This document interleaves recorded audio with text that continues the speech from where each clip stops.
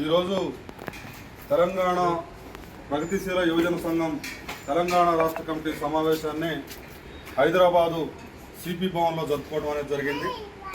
ఈ సమావేశంలో రాబోయేటువంటి కాలంలో తెలంగాణ రాష్ట్ర వ్యాప్తంగా ఉన్నటువంటి నిరుద్యోగ సమస్యని పరిష్కారం కోసం ఈ ప్రభుత్వం తీసుకునేటువంటి ప్రణాళిక ఏంటి, దానిపైన మనం ఒక సమగ్రమైనటువంటి ఒక సమాచారాన్ని తీసుకొని రాష్ట్రంలో ఉన్నటువంటి అందరూ మంత్రుల్ని లేదా ముఖ్యమంత్రిని కలిసి ఒక వినతిపత్రం ఇవ్వాలనేది ప్రధానంగా నిర్ణయించుకోవడం జరిగింది.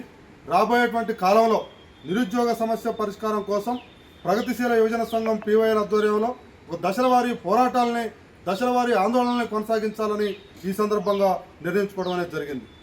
మార్చి 23వ తేదీన కామ్రేడ్ భగత్ సింగ్, రాజ్గురు, సుఖదేవ్ 94వ వర్ధంతి రాబోతా ఉంది.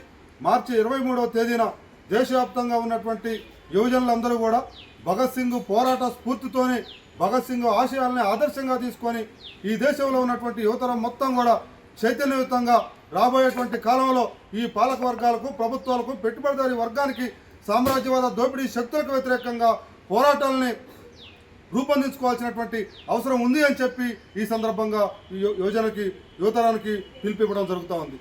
అంతేకాకుండా తెలంగాణ రాష్ట్రంలో రోజు రోజుకు మద్యం, గంజాయి, డ్రగ్స్ మాఫియా విపరీతంగా పెరిగిపోతూ ఉన్నాయి. ఈ గ్రామీణ ప్రాంతాల నుండి ఇలా పట్టణ ప్రాంతాల నుండి ఇలా దేశ రాజధాని వరకు విపరీతంగా రాజ్యం వెళ్తున్నటువంటి పరిస్థితి ఉంది. వీటి వెనకాల, ఈ మాఫియా వెనకాల ప్రభుత్వ అధికారులు ఉన్నారు. ప్రభుత్వంలో ఉన్నటువంటి కొంతమంది దోపిడీ శక్తులు, అందులో ఉన్నటువంటి పాలకులు, అందులో ఉన్నటువంటి చోటమోటా నాయకత్వం కూడా ఉండి దీన్ని నడిపిస్తున్నటువంటి పరిస్థితి ఉంది. దీనిపైన పర్యవేక్షణ చేయాల్సినటువంటి రక్షణ దళాలు, పోలీసు యంత్రాంగం కూడా దీనికి పూర్తి స్థాయిలో దీన్ని పట్టించుకునేటువంటి పరిస్థితి లేకుండా ఒక రాజకీయ ప్రమేయంతో వాళ్ళు కూడా పట్టించుకోకుండా ఉండేటువంటి పరిస్థితి, యువత దాని వైపున పెడదారిన బట్టి వాళ్ళ జీవితాలను చిన్నభిన్నం చేసుకున్నటువంటి పరిస్థితి ఇలా తెలంగాణ రాష్ట్ర వ్యాప్తంగా కనపడతా ఉంది. దీనికి వ్యతిరేకంగా ప్రగతిశీల యువజన సంఘం అనేక పోరాటాలను కొనసాగిస్తూ వస్తున్నది. రాబోయేటువంటి కాలంలో వీటిపైన ఉక్కుపాదం మోపడానికి ప్రగతిశీల యువజన సంఘం సిద్ధంగా ఉంది అని చెప్పి ఈ సందర్భంగా తెలియజేస్తా ఉన్నాం. ఇలా తెలంగాణ రాష్ట్రంలో ఇంకోటి మహమ్మారి ఇలా ప్రైవేటు వైద్యం.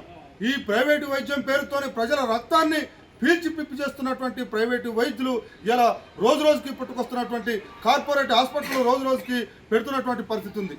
కాబట్టి వాటికి వ్యతిరేకంగా పోరాడాల్సినటువంటి కర్తవ్యాన్ని, బాధ్యతని ప్రగతిశీల యువజన సంఘం తీసుకుంటా ఉంది.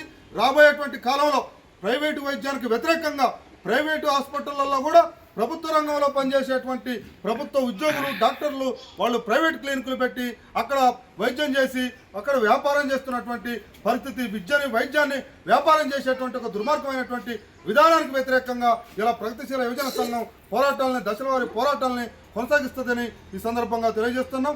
మొత్తం అన్ని జిల్లాలలో డ్రగ్స్ ఇలా మొత్తం మందుల షాపుల్లో పెద్ద దోపిడీ జరుగుతూ ఉంది, మెడికల్ మాఫియా జరుగుతూ ఉంది. ప్రభుత్వ రంగ అధికారులు కూడా దానికి నిమ్మకు నీరెత్తినట్టుగా చూస్తున్నటువంటి పరిస్థితి ఉంది. దాన్ని వెంటనే అరికట్టకపోతే వాళ్ళపైన కూడా మేము యుద్ధాన్ని ప్రకటిస్తామని చెప్పి ఈ సందర్భంగా తెలియజేస్తా ఉన్నాం.